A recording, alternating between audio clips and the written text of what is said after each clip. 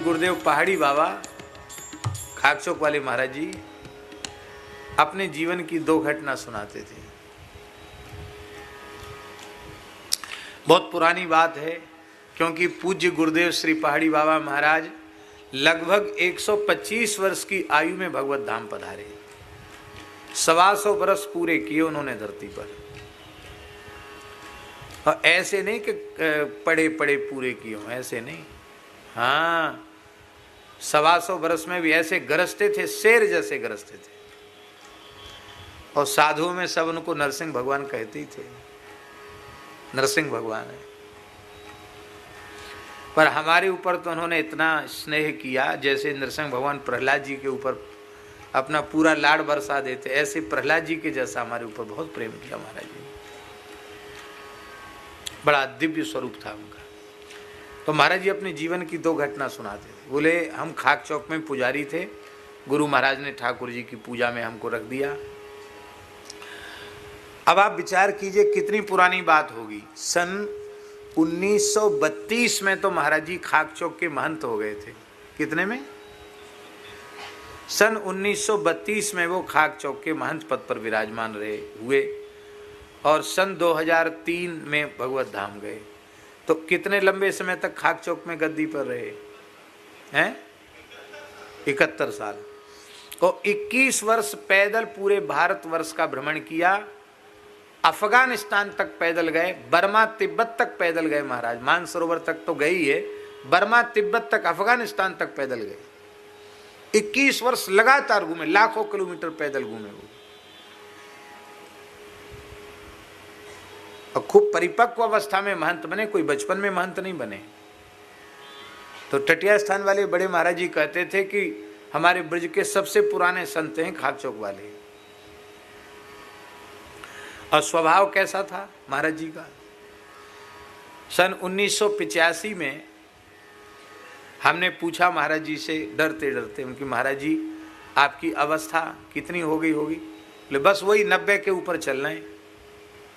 क्या कहा? 90 के ऊपर चल रहे हैं। और सन 2000 में फिर हमने एक बार पूछा कि महाराज जी लोग जानना चाहते हैं, अंदाजा लगाते हैं केवल आपकी आयु का, आपकी कितनी उम्र होगी? बोले बस वही 90 के ऊपर चल रहे हैं।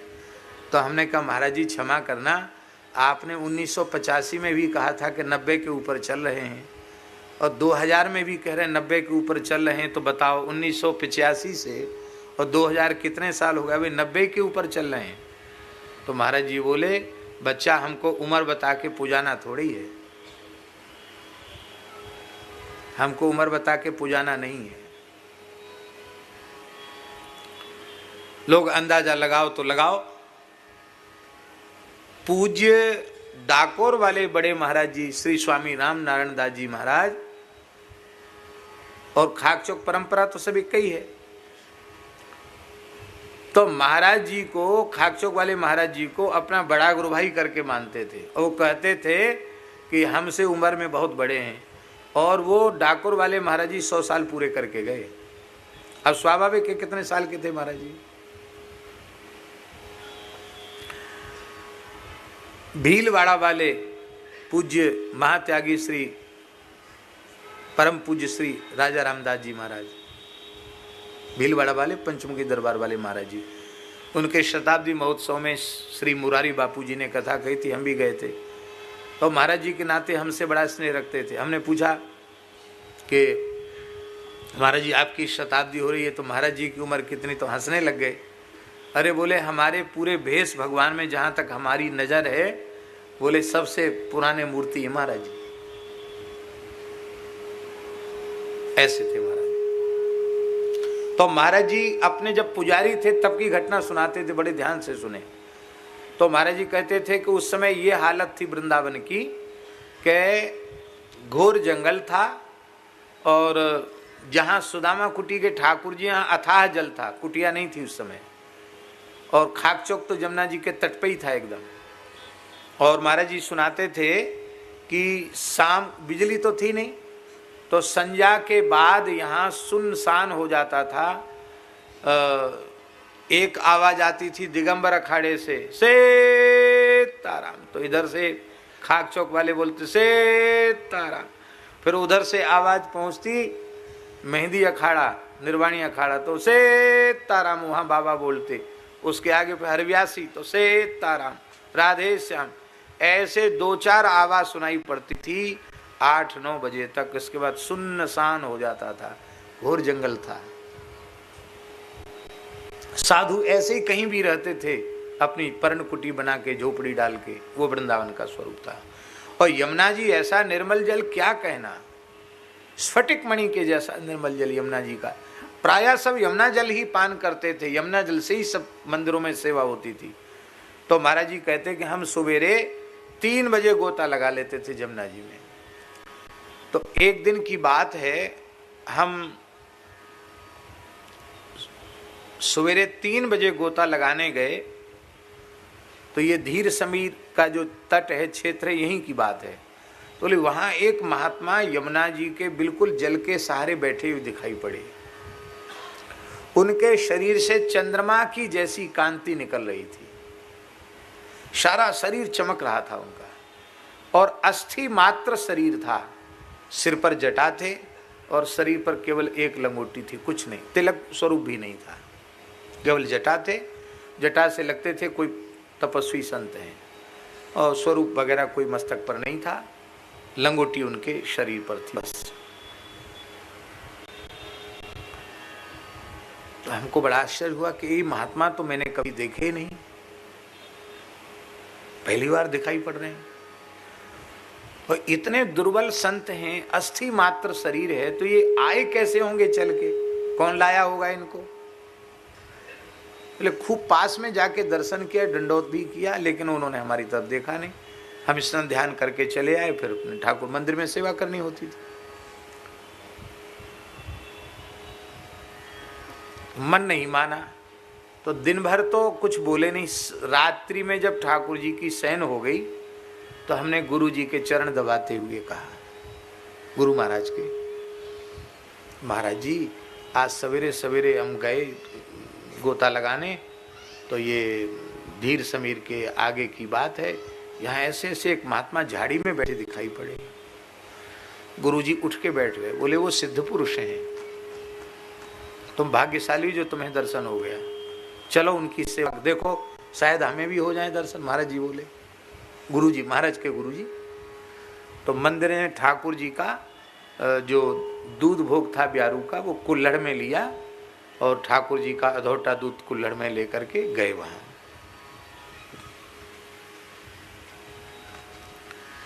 तो महाराज जी के गुरुजी ने भी साष्टांग किया उनको, महाराज जी ने भी साष्टांग किया, और बड़ी प्रार्थना की कि महाराज कुछ बोलो सही। तो उन संत ने नेत्र खोले और देखा, और देख करके कहा, बच्चा राम राम करो, यहाँ विक्षेप मत करो। तो महाराज जी के गुरुजी ने कहा कि आपका पहले कभी ब्रज में दर्शन नहीं हुआ, आप कहाँ से पधारे हैं और ऐसे कैसे यहाँ तक आए। तो उन्होंने कहा कि मैं अपने संकल्प से यहाँ आया हूँ, क्योंकि मेरा शरीर कहीं आ जा नहीं सकता, योग बल से मैंने संकल्प किया और मैं यहाँ आ गया।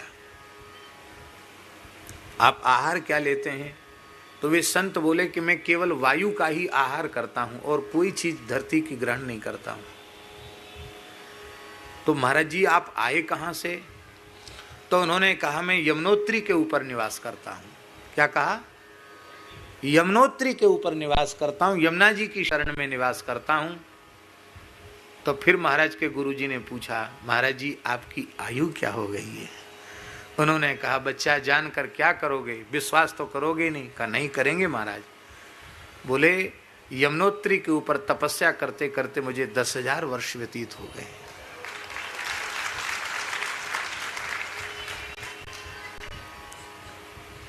तो महाराज जी यमुनोत्री तो उत्तराखंड है, यमुना जी हैं, वहाँ धाम है, फिर यहाँ वृंदावन में किस लिए आए? इतना सुनते ही उनके नेत्रों से आंसू बहने लगे और बोले बच्चा साधन भूमि है उत्तराखंड और फल भूमि है वृंदावन। हमने जमुना जी के तट पे रह के इसलिए साधन किया जहाँ से जमुना जी का उद्गम हुआ कि हमें ब्रजवास मिल जाए। अब श्री यमुना जी ने कृपा करी है, मैं अपने देह को ब्रजरज में विलीन करने के लिए यहाँ आया हूँ। पर तुम इस संवाद को किसी से कहना नहीं, क्योंकि तुम्हारे शिष्य को पुजारी को दर्शन हो गया और आपको दर्शन हो गया, बाकी कोई मुझे अपनी आंखों से देख नहीं सकता है मेरी इच्छा के बिना, और किसी से कहना नहीं। और कल वैशाख शुक्ल एकादशी है, सवेरे 3 बजे ही हम यमुना जी की रज में विलीन, यमुना जी के जल में रज में विलीन होंगे, ये कहा उन्होंने। तो महाराज जी कहते कि हमारे गुरु जी ने कहा कि सरकार आप कुछ लेते तो नहीं हैं, पर हमारे ठाकुर जी की, गोपाल जी की गैया का दूध है और ठाकुर जी का शयन भोग है, आप, गुरु महाराज के शब्द हैं पहाड़ी बाबा बोले, गुरु जी ने कहा आप चुवन्नी भर ले लो। चुवन्नी भर माने, चुवन्नी जानते हैं ना, चुवन्नी, तो आप चुवन्नी भर ले लो, नेक 100 ले लो। तो उन्होंने हाथ में कुल्हड़ लिया और होठ से लगाया, पता नहीं पिया कि नहीं पिया, कितना पिया या खाली होठ ही लगाए, और बस ऐसे करके महाराज के गुरुजी को दे दिया। महाराज जी कहते हमारे महाराज ने भी प्रसाद लिया, बचा हुआ हमको दिया। और अब चटपटी लगी, किसी को कहना तो है नहीं, तो गुरुजी के साथ सवेरे ठीक 3 बजे फिर पौने 3 ही बजे वहाँ पहुँच गए। वहाँ क्या देखा, वो गए यमुना जी में खिसक कर वे संत, और ऐसे यमुना जल का आचमन किया, और जल में बैठे बैठे देह सहित रज में जल में विलीन हो गए। महाराज जी कहते ये घटना हमने अपने आंखों से देखी है, शरीर का कहीं चिन्ह भी नहीं दिखाई पड़ा। दूसरी घटना सुनाते ब्रज की महिमा की। महाराज जी कहते ये तो हम पुजारी थे तब घटित भई, और ये दूसरी घटना तब घटित हुई, गुरु महाराज का शरीर नहीं था, हमको महंत बना दिया था लोगों ने, घेर घार के, हम तो घूमने फिरने वाले मूर्ति, जबरदस्ती महंत बना दिया। हमारे गुरु भाई लोग थे, कहते नहीं गुरु जी की आज्ञा थी कि पुजारी को ही बनाना, तो अब आपको तो बनना पड़ेगा, तो जबरदस्ती महंत बना दिया। महंत बन गए, बीच बीच में भाग भी जाते थे, फक्कड़ों का ऐसा ही होता है। तो बोले एक महात्मा आए खाकचौक में, बोले मैं एकांत साधन करना चाहता हूँ। तो महाराज जी बोले भाई यहाँ तो संत निवास है, अलग से कोई ज़्यादा व्यवस्था नहीं है, तो आप छत पर मढ़ैया डाल लो। बोला ठीक है। तो धूना घर के छत के ऊपर उन्होंने मढ़ैया डाल ली और वहीं रहते थे। 4 महीना रहे वो, और पूरा आषाढ़ सावन भादों कुवार कार्तिक तक रहे, और कार्तिक पूर्णिमा होने के बाद महाराज जी को दंडोत किया, और दंडोत करके बोले अब हम जा रहे हैं। महाराज जी कहते सप्ताह में 1 दिन पतली खिचड़ी खाते थे वो। कितने? 7 दिन में 1 दिन पतली खिचड़ी खाते थे, और बाकी केवल जल पर रहते थे। कहते ऐसे ऐसे महात्मा देखें, कैसे महात्मा थे। अखंड भस्म धारण करते थे शरीर में, अखंड विभूति चढ़ाते, और 7 दिन में 1 दिन खिचड़ी लेते, शनिवार के शनिवार खिचड़ी लेते थे। तो उनके रहने से बहुत मन में प्रसन्नता थी, दिनों रात ध्यान में बैठे रहते, भजन में बैठे रहते। तो भजनानंदी मूर्ति कहीं किसी स्थान में रहता है तो स्थानधारी को भी प्रसन्नता होती, चलो माला फेर रहा, साधु रह रहा है, अच्छी बात है। और सब प्रपंच करने वाले तो बहुत मिलेंगे, भजन करने वाले लोग नहीं मिलते जल्दी। तो महाराज जी कहते हैं हमारा मन था कि ये संत हमेशा विराजें, लेकिन बोले नहीं नहीं, हम तो बहुत दिन रह गए, चातुर्मास हमारा हो गया, अब हम उत्तराखंड जाएंगे। बहुत मनाया, नहीं माने तो ठीक है, जैसी महाराज हरी इच्छा। भेंट विदाई तो उन्होंने कहा धाम क्षेत्र में ली नहीं जाती, और हम पैसे का स्पर्श करते नहीं, द्रव्य का स्पर्श नहीं करते, वाहन में भी नहीं चढ़ते, हम पैदल ही चलते हैं, वाहन में चढ़ते नहीं है, द्रव्य का स्पर्श हम करते नहीं। बहुत आनंद से आपके यहाँ रहे, अब हम जा रहे हैं। चले गए, और जाने के बाद 3-4 घंटे बाद शाम को लगभग 5 बजे के करीब वो दंडोत करके गए होंगे, शाम को पंजा को 5 बजे। और 4-5 घंटे बाद में रात्रि को लगभग 10 बजे के करीब वो फिर लौट के खाक चौक आ गए।